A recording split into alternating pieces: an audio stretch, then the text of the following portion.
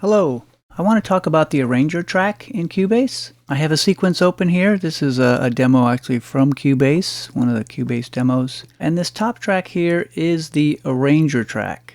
I'll show you the result and then we'll show you how to create this Arranger track and how to go about putting it together. This is the sequence. This is the Arranger track.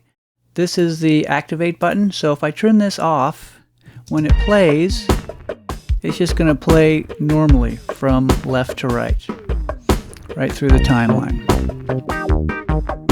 What the Arranger track does is allows you to create a playlist, or what they call a chain, of events so the playhead will follow these sections. And then you can create an order of those sections. It's a way to create multiple arrangements because you can have multiple chains. I've turned it on. Let's rewind back to the beginning and play. So right now it's playing the chorus. You can see it's jumping around. Now it's here on E, back to the chorus. You can name these letters. The F here played twice, it repeated, so you can have sections repeat. Let's start from scratch. This one's the same piece. And there's no Arranger track, so we'll go through the process. So when I play it, it just plays left to right, like normal. But what we're going to do is create this Arranger track. So it's Project Add Track. When we go over here, you'll see there's the Arranger. And we'll just drag this up to the top. It's powered on already. Nothing's in here because we are going to use the pencil tool to put in our sections. I'm going to grab my pencil tool and just draw in sections. So it's good to have the grid on, so when you draw your sections in, they're going to be to the grid. So you can go down to a 16th note. We'll keep it to 8th for now, hitting G to zoom back out.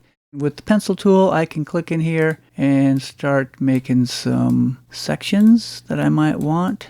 We'll make some random ones here. Who knows, you can have stuff overlap. I've created a whole bunch of sections here. If I click on the E for the editor, you can see there are all my events. That's what I just created. So if you want to name these, click on the box that you made, and up here in the info line, see where it says B, I can label that. That's a way for you to name these if you want to. Otherwise, they're just going to be the letter names. Click on the E to get back in the editor. You can see some of the names that I did. On the left here, that's going to be your chain or your playlist. Just drag these over and create your order. So I'm just going to randomly throw some stuff over here, and you can change the order once it's all in there. Just like that. We can maybe do some repeats. This is the repeat column. There we go. So this is my order here. So I'm going to click on the top here, press play, and you'll see the playhead bounce around.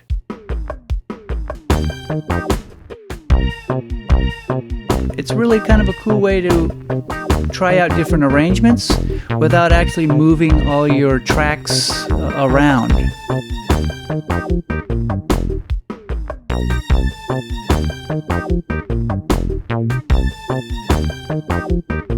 One more, and that's it. Right? And if you don't like that, you can move these around, change them up.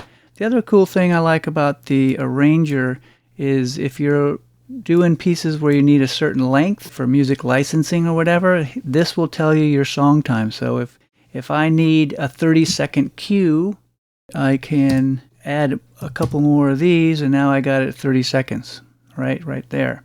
So it's a really cool way to try out different arrangements without really moving your tracks physically around.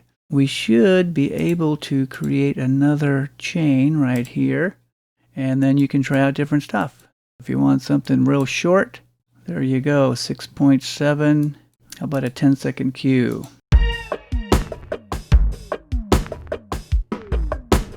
Now I have multiple chains. So you can really try out a whole bunch of stuff. It actually deletes the Arranger track, and it will put your chain in the timeline, how it was arranged. Right? Let's undo that.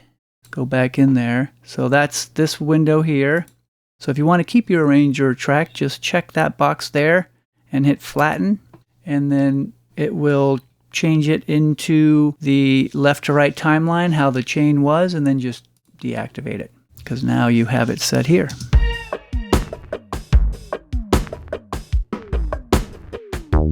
So the arranger track is a really easy, quick way to try out different arrangements. It's a great songwriting tool. It's great to create different cues and different song lengths from one piece. So that's the arranger track. Again, it's Project, Add Track, Arranger. So you can only have one arranger track in a sequence. That's why it's grayed out.